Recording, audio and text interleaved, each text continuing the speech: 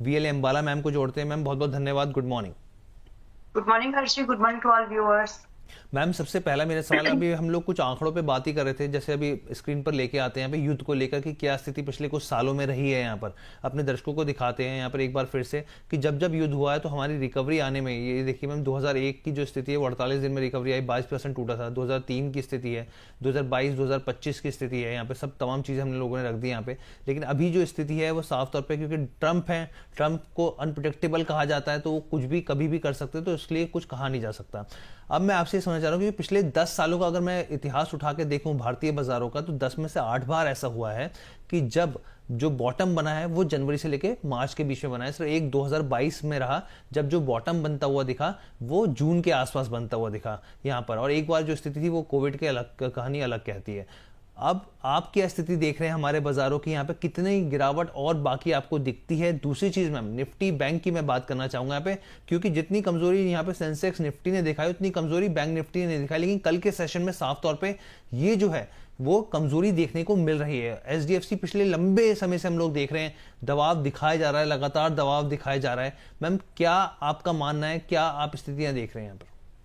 Okay, thank you for asking this Harshi, और ये बहुत ही रेलेवेंट क्वेश्चन है, स्पेशली तब जब 24,300 आ गया है। बैंक निफ्टी में 58,000 का लगभग, मतलब 59,000 का भाव आ चुका है। तो ये बहुत ही क्रूशियल लेवल बन जाते हैं अभी। अब ये ऐसे आप समझ लीजिए, क्योंकि जो पास्ट हिस्ट्री कहती है सिचुएशन कुछ भी बने, बट ये एक इम्पोर्टेंट समय बना है हर बार मार्केट के लिए। ये जो लास्ट क्वार्टर रहता है ये हमेशा एक इम्पोर्टेंट क्वार्टर की तरह काम आया है सामने। अब की जो सिचुएशन है, देखिए इसमें टाइम लगेगा, मैं घुमा फिरा के बातें नहीं करूंगी। मेरे को जो मुझे समझ में आ रहा है, I just say the same words. Budget अच्छा था, ट्रेड डील हो गई, उसके बाद 26,300 भी गया, but I was some like कि 26,300 ठीक है, 26,200 ठीक है, but it should come like 24,300, 200 का भाव, 300, 24,300, 200 आना चाहिए। वो एक हेल्दी मूवमेंट होता है मार्केट का। उस समय वॉर जैसी सिचुएशन कुछ नहीं थी, but and now we are here. So मेरी नजर में दो इंपॉर्टेंट फैक्टर्स हैं। वो पहला फैक्टर ये है कि इस पूरे सिचुएशन में किसको फायदा हो रहा है, आपको वो ऑब्जर्व करना है, और किसको बड़ा नुकसान हो रहा है। तो जिसको भी फायदा हो रहा है वो ठीक है, लेकिन बीइंग एन इकोनॉमी जब हम अपनी मार्केट की एनालिसिस कर रहे हैं तो हमें, मेरा सबसे ज्यादा फोकस होता है क्रूड, आपके क्रूड पर, और क्रूड से भी ज्यादा आपकी करेंसी परफॉर्मेंस पर। बिकॉज आपकी करेंसी की परफॉर्मेंस इन माय ओपिनियन सब कुछ को अपने अंदर समा लेती है, सब कुछ। उसमें जीडीपी का data, fiscal deficit, trade deficit, everything comes in the price, जो आपकी करेंसी परफॉर्म करती है। एंड करेंसी मुझे अच्छे से याद है 92 मैंने बोला था कि फरवरी आते आते, जनवरी खुद खत्म होते होते 92 हो जाएगा, हो गया। और मार्च का अब जो सिचुएशन बनी है, तो यहाँ पर आप इस रेफरेंस से समझ लें कि निफ्टी जो अभी 24,500 के राउंड फिगर पर चल रही है, आज भी शायद उसी राउंड फिगर के आसपास रहेगी, वो शायद इंट्राडे लो बनना चाहिए वो। अब यहाँ से जो एक बड़ा मूवमेंट हम इस तर्ज पर देख पा रही हूँ कि अगर हमारी करेंसी मार्च मंथ में, प्लीज ध्यान से सुने सभी लोग, ये एक बेंचमार्क की तरह, एक ट्रैकिंग इंडेक्स की तरह आप इसको स्टडी कर सकते हो। अगर आपका आईएनआर अगेंस्ट यूएसडी 89 के नीचे आ जाता है तो हम यहाँ से सर्वाइवल, यानी हम ये एक्सपेक्ट कर सकते हैं कि कोई और 10 या 7% की गिरावट हमारी मार्केट्स में नहीं होगी। बट अगर 94, अगर मार्च खत्म होते होते हम 94 चले जाते हैं तो गिरावट थोड़ी बढ़ सकती है, और वो बढ़ सकती का मतलब सिर्फ 5 to 6% ही है फ्रॉम द करंट प्राइस।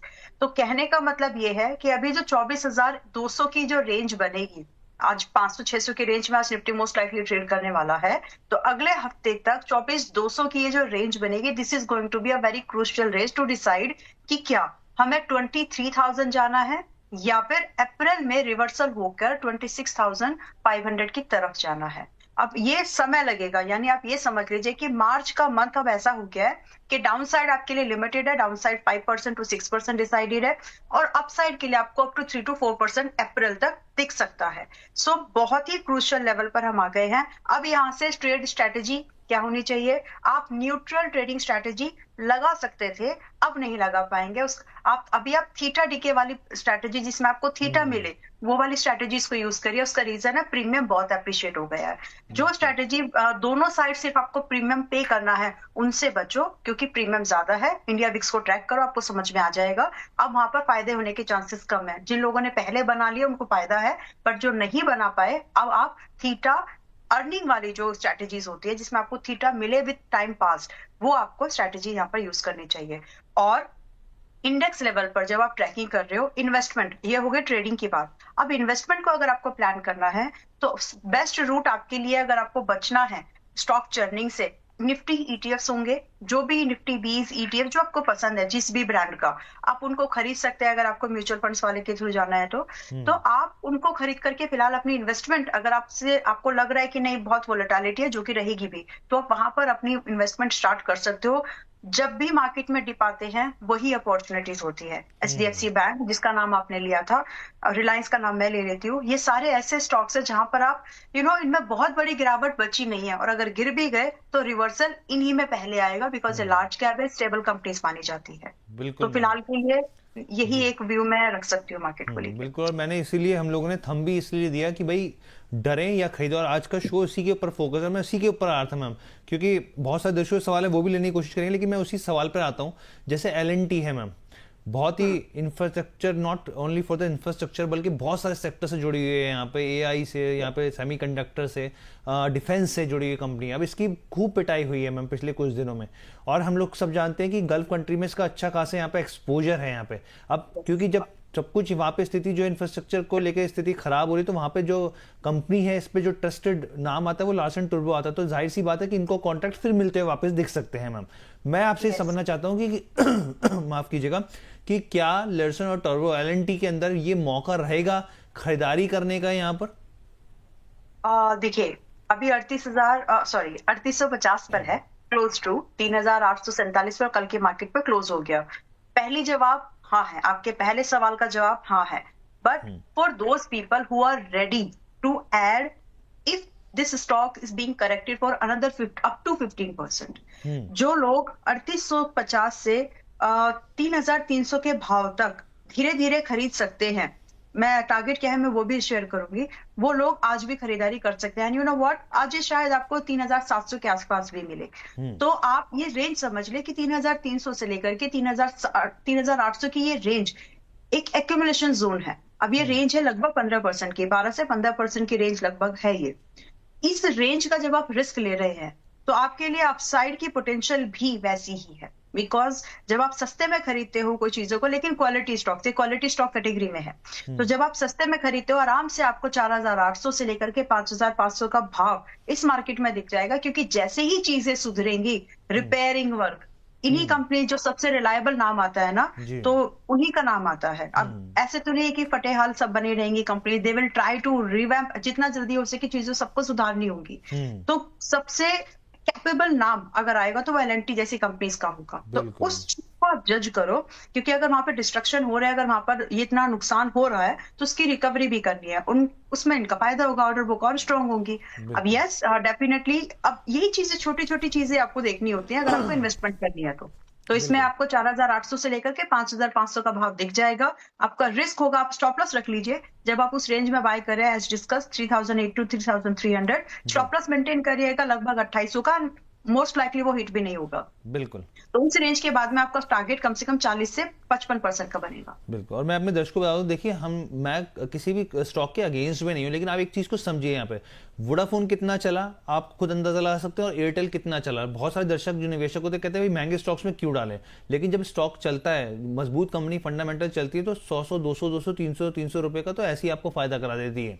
तो ये चीज आपको समझनी चाहिए यहाँ पर, कि आप छोटे स्टॉक में रह के फंसना चाहते हैं या फंडामेंटली अगर बड़ा स्टॉक खरीद रहे हैं, तो फिर वहां से आपको जो अपसाइड दिख सकता है वो कितना अच्छा हो सकता है। यहाँ पर मैंने फिर भी बताया कि मैं अगेंस्ट किसी कंपनी का नहीं, लेकिन आपको क्लैरिटी देता हूं मैं दर्शकों को इस लिहाज से। यहाँ पर अब मैं दूसरे स्टॉक पे आऊँ, राकेश शर्मा जी, उनका भी सवाल लेता हूं मैम। अब मैं रिलायंस पे आता हूँ, क्योंकि रिलायंस में भी गिरावट तो आई है मैम। एक एचडीएफसी बैंक जो बात हो रही थी हम लोगों की मैम, क्योंकि एचडीएफसी बैंक में यहाँ पर हम लोग देखें एलडीआर को लेकर कंसर्न लगातार बना रहा, तो क्या ऐसे में रिलायंस और एचडीएफसी में भी क्या मौका रहेगा यहाँ पर? और मैं इसमें थोड़ा सा और जोड़ देता हूँ, थोड़ा बड़ा सवाल कर देता हूँ। राकेश शर्मा जी का सवाल है श्रीराम फाइनेंस को लेकर, मैं इसमें बजाज फाइनेंस और जोड़ देता हूँ। मैम, आपके हिसाब से कौन से अच्छी कंपनियां रहेंगी जो इस गिरावट में मौका रहेगा, और इस मौके में क्या इसको भुनाना चाहिए यहाँ पे जिस गिरावट के हिसाब से अभी आपने कहा कि भाई हाँ ये गिरावट और धीरे धीरे स्टैगर मैनर में खरीदारी करनी चाहिए, तो मैम कौन से स्टॉक्स हैं यहाँ पे और जिनके सवाल जिनका नाम लिए उनके ऊपर आपका क्या नजरिया रहेगा यहाँ पर? ऑलराइट, तो मैं पहले स्टॉक वाइज जो आपने दिए हैं उनके ऊपर बात करती हूँ। जी और रिलायंस, पहले आप रिलायंस की बात करते हैं और एक तरफ मैंने एचडीएफसी भी रख लिया है। जी। जो रिलायंस आपको 1400 1450 पर अच्छा लग रहा था, उसमें क्या ऐसा खराब हो गया है कि वो 1320 पर आपको अच्छा नहीं लग रहा है? जबकि जहां पर वेनेजुएला ऑयल खरीदने की जो पहली प्री कमिटमेंट वो शायद रिलायंस की तरफ से कंफर्म जी। होती हुई नजर आ रही है, राइट?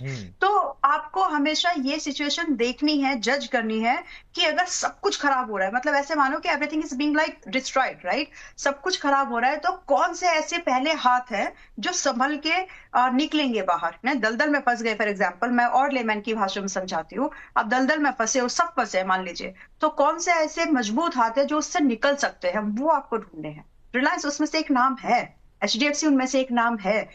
मैंने 10 दिन पहले एक वीडियो बनाया था हर्षित, शॉर्ट वीडियो है वो, रील ही है मतलब, और हाँ जी। उसमें मैंने बोला था, उस समय तो निफ्टी आपका 25,800 वगैरह था, कि अगर मान लो निफ्टी आपको 24,300 200 की रेंज पर आए, तो कौन से ऐसे मस्ट बाय स्टॉक्स है, 7-8 स्टॉक्स है उसमें जो कि आपको खरीदने ही चाहिए। उसमें रिलायंस, एचडीएफसी, टाटा पावर, भारतीय एयरटेल, इन कुछ कंपनीज के नाम मैंने लिए हैं, तो ये उसी लिस्ट में से एक कंपनी है। आपको ये डेफिनेटली, मतलब इसमें आपको वैल्यू अनलॉकिंग मिलेगी रिलायंस में तो स्पेसिफिकली। अब बात तो यही है कि मिल जाएगी। अब उसको 1 साल लगेगा या 1.5 साल, 2 साल, लेकिन वो मिलेगी, और वो मिलेगी तब जब आप इसके प्री शेयर होल्डर होंगे। इसीलिए ये जो डिस्काउंट है, आप ये मान के चले कि रिलायंस में बहुत बड़ी गिरावट बाकी नहीं रह गई है। अब ये निफ्टी को अगर और गिरना भी है तो एचडीएफसी, रिलायंस गिरेंगे, ये बात क्लियर रखिए।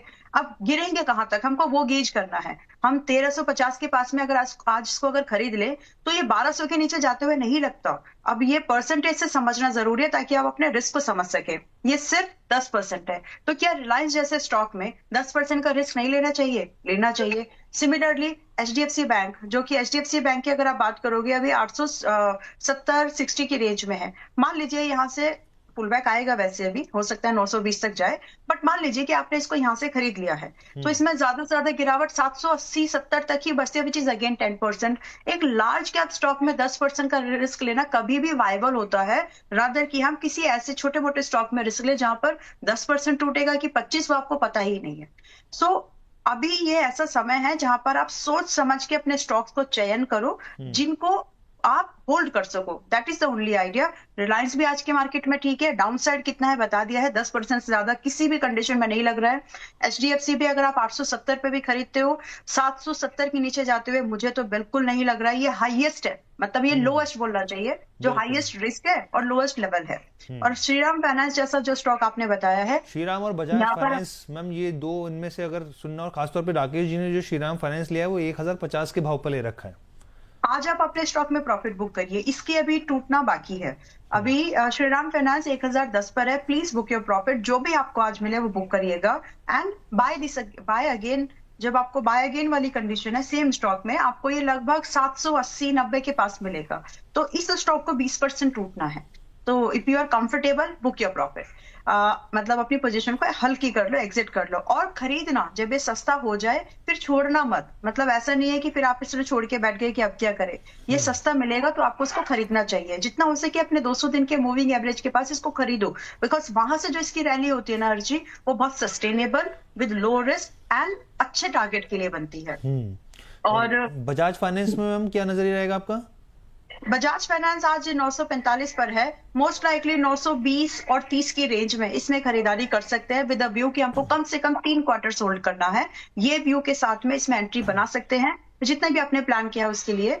और इसमें स्टॉप लॉस आप 840 का रखिएगा, टारगेट आप लगभग 1030 से लेकर के जो इसका नया हाई है उसकी एक्सपेक्टेशन रख सकते हैं, क्योंकि जब ये चलेंगे तो बहुत फास्ट चलने वाले स्टॉक्स रहेंगे, क्योंकि एक स्टेबल मनी, एक स्टेबल काउंटर ढूंढती है इंडस्ट्री कि कहां पर इस कंडीशन में सेफ पैसा लगाया जाए। लार्ज कैप्स का नाम पहले आता है। ठीक है। और एक और बड़ी खबर बता दें जो अभी निकल कर आई है कि जो वर्ल्ड का सेकंड लार्जेस्ट शिपिंग कंपनी है मर्सक, उसने जो है सब तभी तमाम तरह के जो कार्गो बुकिंग है वो UAE, Saudi Arabia, Bahrain, Kuwait, Oman और कतर और इराक के लिए सस्पेंड कर दिया है यहाँ पर।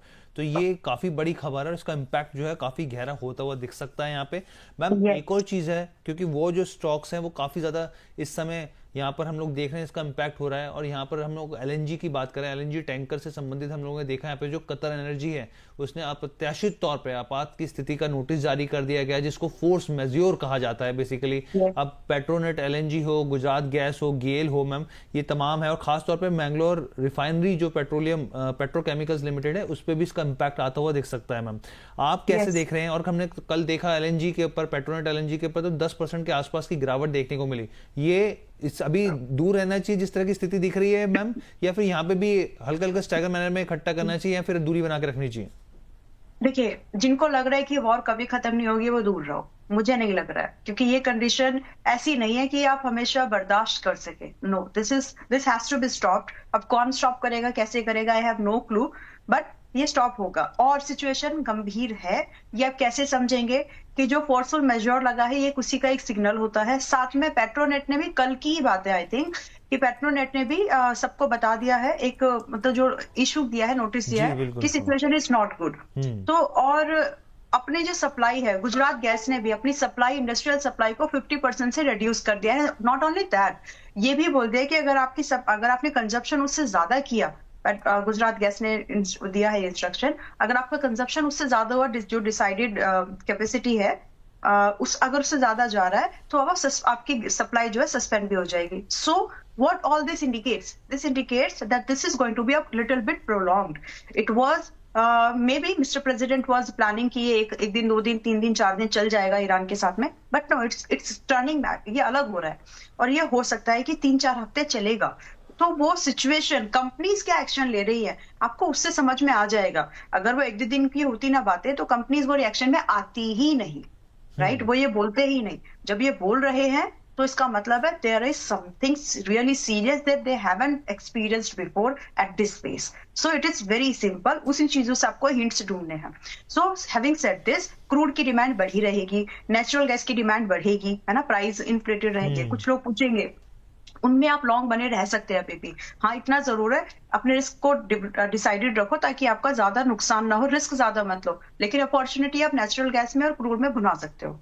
अब दूसरी बात, स्टॉक स्पेसिफिक आ जाती है। पेट्रोनेट एक अच्छा स्टॉक है, गिरते दामों पर खरीदो, 1 साल का व्यू रखो कम से कम, और यहाँ से अगर आज भी आपको 10% का लोअर लेवल दिखता है, खरीदने के लायक ही स्टॉक है। खरीदना कितना है आपको? मुझे भी लग रहा है कि 40-45 दिन का एक, मतलब 4-5 हफ्ते ये सिचुएशन चल सकती है, तो अब धीरे धीरे खरीदो, 50% ही खरीदो, लेकिन खरीदो उसको, इट्स अ गुड स्टॉक।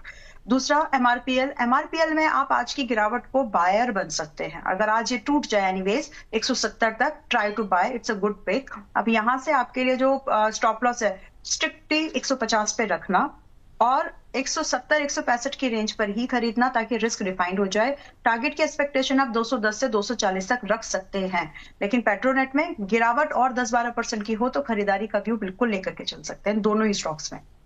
ठीक है मैम। अच्छा मैम, एक मैं शॉर्ट में आपसे आंसर चाहूंगा क्योंकि फिर उसके बाद मैं दर्शकों के कुछ सवाल। हाँ, एक्चुअली मैं थोड़ा ज्यादा एक्सप्लेन कर रही हूँ क्योंकि सिचुएशन ऐसी है, लेकिन अगर आपको लग रहा है कि बिल्कुल शॉर्ट मैम, में, एक्सप्लेनेशन बल्कि होना चाहिए। जो हमारे दर्शक हैं उनको फंडामेंटल समझ में आने चाहिए ताकि वो खुद से भी फैसले ले सके तमाम तरह की चीज़ों को लेकर। मैम ये तो मैम बिल्कुल है ही, आप हम फंडामेंटली बताते हैं साथ में टेक्निकल भी बताते हैं, तो वो दोनों मिक्सचर जो है काफ़ी इंपॉर्टेंट हो जाता है हमारे दर्शकों के लिए। अच्छा मैम, एक सवाल का मैं इसलिए शॉर्ट में चाह रहा हूँ क्योंकि क्या भारतीय बाजारों के लिए जो समय है वो पॉजिटिव हो सकता है, किस लिहाज से? मैम एक तो यहाँ पे हम देखिए अभी यूएस कोर्ट की तरफ से कहा भी आप रिफंड कीजिए यहाँ पर, पहली चीज यहाँ पे। दूसरी चीज मैम, जो चाइना है उसने अपने जीडीपी जो ग्रोथ टारगेट है 2026 के लिए ओवरऑल 4.5% से लेके 5% कर दिया है, जो कि 1990 के बाद से सबसे लोएस्ट है मैम। अब यहाँ पर आप एक चीज देखिए कि झटके तो लग ही रहे अमेरिका की अर्थव्यवस्था को लेकर, ऊपर से यहाँ पर एक और चीज जो इंपॉर्टेंट निकल के आई है कि जो गल्फ इंश्योरेंस है उसने भी करीब 12 गुना जो है जो कॉस्ट है वो बढ़ा दी है टर्म की गारंटी के बाद भी मैम। यानी कि एक तो युद्ध का झटका, उसमें तो इकोनॉमिकल खर्चा तो बढ़ ही रहा है यहाँ पे लगातार, ऊपर से टैरिफ को लेके कंसर्न जो है, आपको पैसा लौटाइए वहां पर, आपकी अर्थव्यवस्था भी बहुत ज्यादा ठीक चल नहीं रही है यहाँ पर। जो चाइना यस। में जो पैसा जा रहा था, अब ताइवान की भी पिटाई भी हो गई। ताइवान के बाजारों ने सबसे शानदार परफॉर्मेंस दिखाई थी पिछले कुछ समय में मैम। अब ताइवान के बाजारों की भी पिटाई हो रही है, तो क्या मैम ये घूम फिर के बाजार हम भारतीय बाजारों के लिए एक पॉजिटिव पर्सपेक्टिव बन सकता है? इसको इस नजरिए से देखना सही होगा या गलत होगा? उस नजर से मत देखिए, देखिए गेहूं के साथ घुन भी पीसता है, और अपना घुन तो थोड़ा सा थोड़ा वल्नरेबल कंडीशन में है। जी मैं मतलब क्योंकि हमको एक्सपोर्ट करना है। देखिए जी जितना ज्यादा हम एक्सपोर्ट कर पाएंगे उतना ही अच्छा हमारे लिए होगा। तो थोड़ा सा उतने भी एग्रेसिव पॉजिटिव नहीं होना चाहिए, बस एक ही लाइन में मैं यही बोलूंगी। बट यस, सबकी पिटाई हो रही है तो आप ऐसे, मतलब होता है ना क्लास में सब बच्चे पिटते हैं, तो सभी की पिटाई हुई है ऐसा बोल सकते हैं। बट पिटाई होना इज नॉट गुड। तो उतना पॉजिटिव नहीं होंगे अभी हम, क्योंकि एक्चुअली हमारा, देखिए समझने वाली ही बात है कि अगर हम वापस से, आप इसको इस एंगल से देख लीजिए। चलिए लास्ट लाइन, अगर ये सिचुएशन ऑयल के साइड से डिस्ट्रप्शन आता है तो रशिया की साइड से हमको ऑयल लेना पड़ेगा। हम ऐसा करते हैं तो ट्रेड टैरिफ का फिर से वो डर दिखा करके बैठे हुए हैं। So these things are still in not so clear, clear condition में अभी भी नहीं, क्लियर पिक्चर अभी भी नहीं है। तो थोड़ा सा उतना एग्रेसिव मत होइए। लेकिन क्या हमारी स्टॉक मार्केट पूरा 20% यहाँ से टूट सकती है? I have no conviction around it.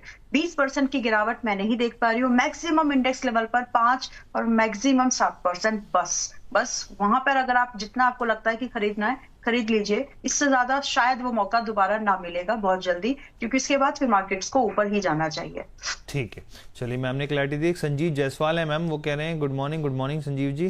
कह रहे हैं I have Bajaj steel industries 200 share, इनके पास 200 शेयर है बजाज स्टील इंडस्ट्रीज के 700 के भाव पर, और कह रहे हैं कि मैं एक बड़े लॉस में हूँ। जी हाँ, 410 के भाव पर स्टॉक है, तो बहुत अच्छे खासे लॉस में बैठे हैं मैम। क्या आपकी सलाह रहेगी यहाँ पर?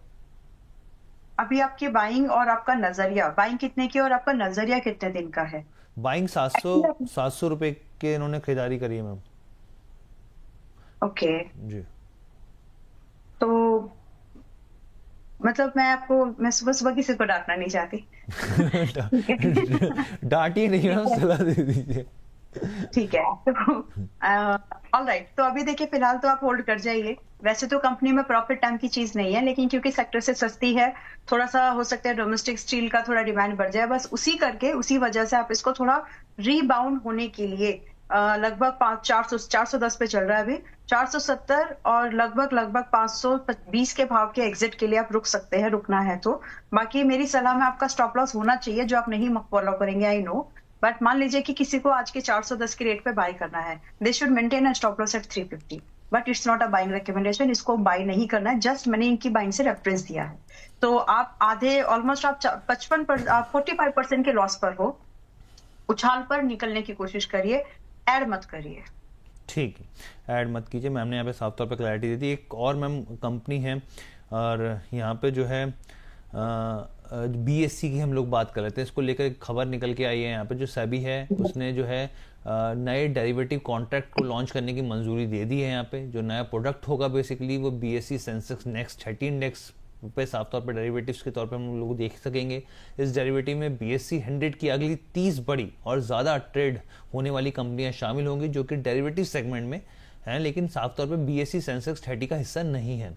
और आप ये समझिए कैश जो सेटल्ड मंथली फ्यूचर्स हैं, कैश सेटल्ड मंथली ऑप्शंस हैं, वो लॉन्च होते हुए दिखेंगे यहाँ पे। इन कॉन्ट्रैक्ट्स की जो एक्सपायरी है हर महीने के आखिरी गुरुवार को होगी यहाँ पर मैम। यानी कि इस तौर पे जो मंजूरी मिलती हुई दिखी है, एक पॉजिटिव ट्रिगर के तौर पर देखा जाए यहाँ पे कंपनी के, क्योंकि कंपनी के वॉल्यूम को लेकर बार बार सवाल उठते हैं, और जिस तरह की ये चीज़ें हैं ये पॉजिटिव संकेत दे रही हैं।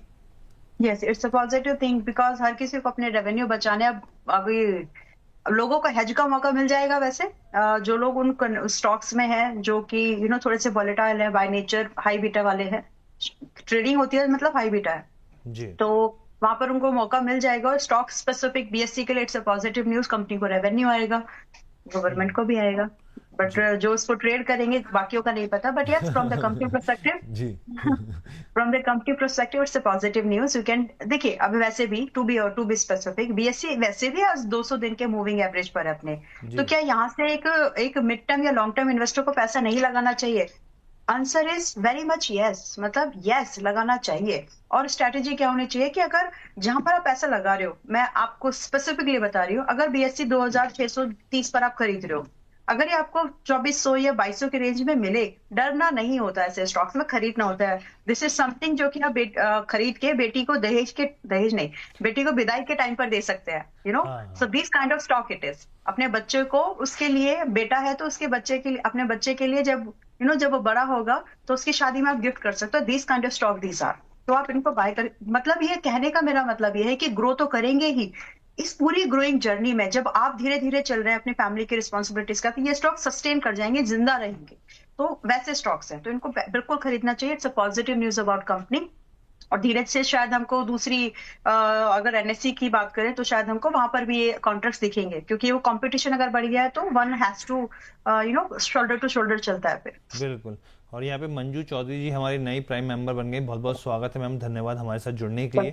और यहाँ पे और भी बहुत सारे दर्शकों के सवाल आ रहे हैं। यहाँ पे ग्रेफाइट की बाइंग करिए सोमा बिश्नोई ने मैम 653 के भाव पे, शॉर्ट टर्म का नजरिया आपसे जानना चाह रही हैं।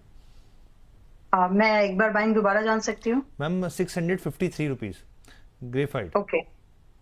तो देखिए अभी 670 पर है। आप स्टॉप लॉस रखिए, 600 का स्टॉप लॉस रखिए ताकि आप पोजीशन होल्ड कर सके। इन माय ओपिनियन आज हो सकता है कि 630-35 वगैरह आए, लेकिन आप स्टॉप लॉस 630 का अगर मेंटेन करेंगे तो 2 हफ्ते के अंदर के नजरिए पर, 2 या 3 एक्चुअली, आपको ये वापस से 700 या फिर 740 तक दिख जाएगा। तो शॉर्ट टर्म बेट के हिसाब से भी आप इसको रख सकती हैं। और अगर आप इसको अप टू 3 मंथ्स का भी व्यू रखें तो शायद आपको 800 तक की स्ट्रेच मिल जाए। तो आपके नजरिए के ऊपर है कि आप कितने दिन होल्ड कर सकते हैं। बाकी 600 का स्टॉप लॉस रखिएगा। मैम एक सौरभ गोयल है और जो इस तरह की स्थिति बन रखी है उसके ऊपर ये सवाल पूछना चाह रहे हैं। गुड मॉर्निंग हर्ष और मैम, आपको गुड मॉर्निंग करें। आई हैव बीपीसीएल है 269 के भाव पर और आईओसी है 124 के भाव पे। मैम डाउन स्ट्रीम कंपनी है, हमने अपने दर्शकों को समझाया भी था इस दौरान कि भाई अपस्ट्रीम और डाउन स्ट्रीम कंपनी क्या होती है। तो हम कह रहे हैं कि आज एग्जिट ले लेना चाहिए या फिर रुकना चाहिए? देखिए सिचुएशन गहराएगी। अगर सच में आपको ये स्टॉक 1-1.5 साल होल्ड नहीं करने हैं तो एग्जिट ले लो। मैं फिर से बोल रही हूँ, ये सिचुएशन 1 महीने से 1.5 महीने तक चल सकती है, चांसेस हैं। तो आपके व्यू के ऊपर डिपेंड करता है। अगर आप शॉर्ट टर्म व्यू पर थे तो आप ये मत मान के चलिए कि इसमें 320 नहीं आएगा। 320 is something where you should add. लेकिन अगर आपका व्यू ही स्विंग वाला था तो फिर आपके लिए वो एक एग्जिट पोजीशन, मतलब current price should be an exit. तो डिपेंड करता है आपका व्यू कितने दिन का है। इन्वेस्टर्स के लिए ये एक अपॉर्चुनिटी बनेगी ऐड करने के लिए। बट जो लोग, अब ये 320 इसलिए नाम लिया है क्योंकि आएगा, ठीक है, तो 350 के 55 के पास निकल सकते हैं आप। निकल सकते हैं, ठीक है मैम। आखिरी सवाल फिर वाइंड अप करेंगे बस हम लोग। मैम आपके हिसाब से मैम कि कोई ऐसा स्टॉक जो आज के हिसाब से इंटरडे के लिहाज से यहाँ पे ट्रेडर्स को देखना चाहिए या फिर जो हमारे दर्शक हैं? मैं आज एक ही स्टॉक पर मेरी नजर रहेगी, Praj Industries, how it is performing. अगर मैं ज्यादा तो नहीं, प्रज इंडस्ट्रीज को देखिए कि अगर वो आज मतलब 310-320 के पास में मिलता है आज भी, तो हम इसमें एक बाइंग व्यू लेकर के चल सकते हैं। 270 रुपए का स्टॉप लॉस रहेगा। कल के मार्केट में 315 पे था एंड मोस्ट लाइकली ये हमको टारगेट 350 से लेकर के 390 का तो दे देगा। एक्चुअली 400 का दे देगा।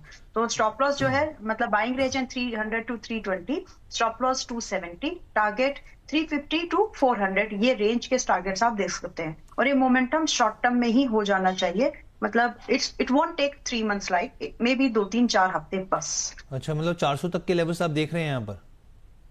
चलिए चलिए ठीक है ma'am, thank you so much ma'am, बहुत बहुत धन्यवाद, आपने अपना कीमती समय हमारे दर्शकों के लिए दिया और साथ ही हमारे साथ जुड़ने के लिए ma'am thank you so much ma'am. Disclaimer please share कर दीजिए। यस, तो हमने आज भी बहुत सारे स्टॉक्स के ऊपर और ओवरऑल ब्रॉडर व्यू भी शेयर किया है। हो सकता है कि सेम व्यू सिमिलर स्टॉक्स पर हमारे मेंबर्स के पास भी हो और जहां पर भी हम लोग पब्लिक प्लेटफॉर्म पर रहते हैं अपने यूट्यूब वगैरह पर भी सेम व्यू रह सकता है। But to be specific, in my personal portfolio there was none stock which I recommended today. बाकी trading and investment subject to market risk होता है। आपदा में ही अवसर मिलते हैं बड़े, उस चीज को समझो, लेकिन हर आपदा में अपने आप को बचा करके अवसर ढूंढना है, ये भी ध्यान रखना। ये बारीक लाइन है। तो थैंक यू सो मच, इस चीज को समझते हुए काम कीजिए। Thank you ma'am, thank you so much, बहुत बहुत धन्यवाद हमारे साथ जुड़ने के लिए। प्रतिभूति बाजार में निवेश बाजार जोखिमों के अधीन है। निवेश करने से पहले सभी संबंधित दस्तावेजों को ध्यान से पढ़ें।